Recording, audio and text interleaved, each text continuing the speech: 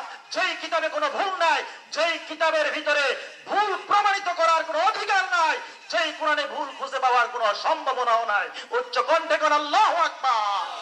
এই কোরআনের কাছে যারাই এসেছে, যুগ যুগ ধরে কাফের মুশরিক যখন কোরআনে কারীমের কাছে এসেছে ভুল ধরার জন্য, কোরআনের সংস্পর্শে, কোরআনের মুজিজার কারণে কাফের মুশরিকরা ইসলাম ধর্মগ্রন্থ গ্রহণ করতে, ইসলাম গ্রহণ করতে বাধ্য হয়েছে।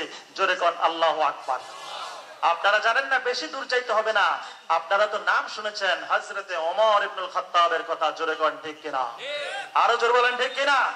হযরতে ওমর ইবনুল খাত্তাব এমন একজন ব্যক্তি, বুখারীর বর্ণনা, ইয়াফিরু শায়তানু ফি জিল্লি উমর, ওমরের ছায়া দেখলে শয়তান লাফ দেয়। সুবহানাল্লাহ বলবেন না? ওমর এমন এক তেজস্বী বীর ছিলেন ইসলামের। ইসলাম গ্রহণের পূর্বে হযরতে ওমর ইসলাম গ্রহণ করেন নাই। ইসলাম গ্রহণের পূর্বে রাসূলুল্লাহকে হত্যা করার জন্য দারুল আরকামের দিকে চললেন হযরত ওমর নাঙ্গা তরবারি নিয়ে। হযরত ওমর যখন যাচ্ছেন, এমন সময় পথিমধ্যে খবর আসলো, হযরত ওমরকে বলল, হুজুর ওমর তুমি কোথায় যাচ্ছ? দারুল আরকামে যাচ্ছি রাসূলুল্লাহকে হত্যা করার জন্য। ওমরকে বলছে, সাবধান, সামনে আগাবা না, তুমি কি তোমার ঘরের খবরটা জানো? তিনি বললেন, কি হয়েছে? তিনি বললেন, ঘরের ভিতরে তোমার বোন ফাতেমা, তোমার ভগ্নিপতি কোরআনের দাওয়াত পেয়েছে, ইসলাম গ্রহণ করেছে। উচ্চ কণ্ঠে কোন মারহাবা, আর জোরে কোন মারহাবা। হযরত ওমর তাদেরকে হত্যা করার জন্য প্রস্তুতি নিয়েছে। হযরত ওমর রাসূলুল্লাহকে হত্যা করা ছেড়ে দিয়ে তিনি পেছনের দিকে চলে আসলেন। পেছনের দিকে চলে এসে বোন ফাতেমার ঘরে করাঘাত করলেন। করাঘাত করার সাথে সাথে ভেতর থেকে দরজা খুললেন। ভেতরের ভিতরে কোরআন, কোরআনের শ্রেষ্ঠ একজন কারি ছিলেন হযরতে খাব্বাব ইবনে আরাত্তি রাদিয়াল্লাহু তাআলা আনহু।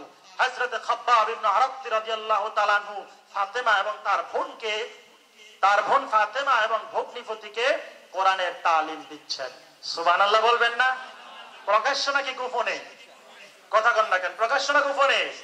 প্রকাশ্য হলে তো হযরত ওমরের মতো কাফেরের হাতের তরবারিতে খতম করে ফেলবে।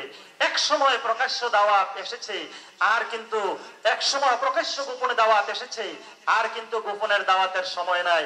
এখন দাওয়াত হচ্ছে প্রকাশ্য। জোরে কোন ঠিক কিনা? আপনারা জানেন, আমাদের সুজলা সুফলা শস্য শ্যামল সোনার বাংলাদেশে এক সময় মাহফিলে মাহফিলে, আনাচে কানাচে যখন কোরআনের দাওয়াত দেওয়া হতো, তখন কোরআনের কর্মীদেরকে ধরে ধরে রিমান্ডে নেওয়া হতো। জোরে কোন ঠিক কিনা? কিন্তু আজ সেই দিন নাই, সেই দিন চলে গিয়েছে। বাংলাদেশ নতুন করে স্বাধীন হয়েছে। এখন বাংলাদেশের প্রতিটি আনাচে কানাচে, ঘরে ঘরে, রান্নাঘর থেকে শুরু করে সংসদ পর্যন্ত কোরআনের দাওয়াত চলছে, চলবে, চলবে ইলা ইয়াউমিল কিয়ামা পর্যন্ত। কোন বাধা দেওয়ার মতো কোন অপশক্তি আজ বাংলার জমিনে নাই। জোরে কোন ঠিক কিনা? সুতরাং আল্লাহর কোরআনের মুজিজা প্রকাশ্য ময়দানে কোরআনের দাওয়াত চলছে, চলবে ইলা ইয়াউমিল কিয়ামা। উচ্চ কণ্ঠে কোন না মারহাবা। আপনারা খুশি না বেজার? কারা কারা রাগ হাত তুলে দেখান তো। আরে এখনো হুঁশ নাই, জোশের সাথে হুঁশ থাকতে হবে। হযরত ওমর ঘরে ঢুকলেন, ঢুকে বলছেন, ফাতেমা তোমার হাতে কি? ফাতেমার স্বামীকে ধরলেন, আঘাত করলেন। কারিয়ে কোরআন, কোরআনের হাফেজ, কারিয়ে কোরআন, কোরআনের শিক্ষক খাব্বাব ইবনে আরাত্তি পালিয়ে গেলেন। পালিয়ে অন্য রুমের ভিতরে চলে গেলেন। আর ফাতেমার স্বামীকে ইচ্ছে মতো ভগ্নিপতিকে হযরত ওমর আঘাত করলেন। ফাতেমা যখন বাঁচাতে গেলেন, হযরত ওমরের বোন ফাতেমাকে হযরত ওমর ইচ্ছাতর পিটাইলেন। ফাতেমা বলছেন, রে ওমর, আমাকে যদি মারতে মারতে, আমাকে যদি পিটাতে পিটাতে আমাকে দুনিয়া থেকে বিদায় করে দাও, তারপরেও আল্লাহর কোরআন যে ধরেছি, আর কোনদিন আল্লাহর কোরআন ছাড়তে পারি না। জোরে জোরে কন্যা আল্লাহু আকবার। ভাইরা আমার, এক পর্যায়ে হযরত ওমর খামোশ হয়ে গেলেন, চুপ হয়ে গেলেন, বীরের মতো লোকটাপ। চুপ হয়ে হযরতে ওমরের বোন ফাতেমাকে ডেকে বললেন, রে ফাতেমা, শুনে রাখ, এমন কি শুনছ রাসূলুল্লাহ থেকে? এমন কি কথা বাণী শুনেছ? শোনার সঙ্গে সঙ্গে তোমাদের দিলগুলো কোরআনের জন্য উন্মুক্ত হয়ে গিয়েছে। ফাতেমা বলছে, রে ওমর, শুনে রাখো, তেমন কোনো কিছু না। আল্লাহর কোরআনের দাওয়াত পেয়ে আমরা আমাদের হৃদয়টা কোরআনের জন্য, রাসূলুল্লাহর জন্য, আল্লাহর দ্বীনের জন্য নিবেদিত প্রাণ করেছি। জোরে জোরে কন্যা সুবহানাল্লাহ। আমার ভাইরা, এক পর্যায়ে হযরত ওমর ডাক দিয়ে বলছেন, রে ফাতেমা, তোমার হাত থেকে যেগুলো দেখতেছি কোরআনের বাণীগুলো তুমি একটু আমাকে শোনাও। সুবহানাল্লাহ বলবেন না? নারে তাকবীর। আল্লাহু আকবার। ফাতেমা বলছেন, আরে ওমর, তোমাকে যে কোরআন শোনাতাম, কিন্তু তুমি তো মুশরিক। ইন্নামাল মুশরিকুনা নাজাসুন ফালা ইয়াকরাবাল মাসজিদিল হারাম। তুমি মুশরিক, ওযু করে আসো।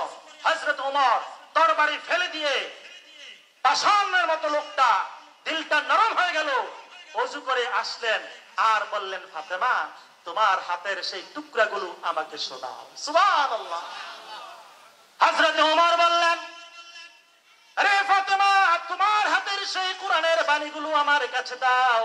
হযরত ওমরের কাছে ফাতেমা কোরআনে কারিমের সূরা থেকে সূরাতুত তাহা এর 5টি আয়াত তিনি তার হাতে দিলেন। হযরত ওমর আস্তে আস্তে করে পড়লেন, তাহা মা আনজালনা আলাইকাল কুরআনা লিতাশকা। আয়াতগুলো তিনি পড়লেন, পড়তে পড়তে তার চোখ থেকে পানি বের হয়ে গিয়েছে। আর বললেন, রে ফাতেমা, শুনে রাখো, যাহা পড়লাম, যা বুঝলাম, আমি বুঝতে পেরেছি এই কোরআন কোন মানুষের কথা নয়, এই কোরআন হলো স্বয়ং আরশ আজিমের মালিক আল্লাহর কথা। জোরে কোন সুবহানাল্লাহ। সেই কথা শুধু ওমরের নয়, আজ থেকে ১৩,০০০ বছর পূর্বে আমার আল্লাহ পাক কোরআনে কারীমের মধ্যে জানায়া দিলেন,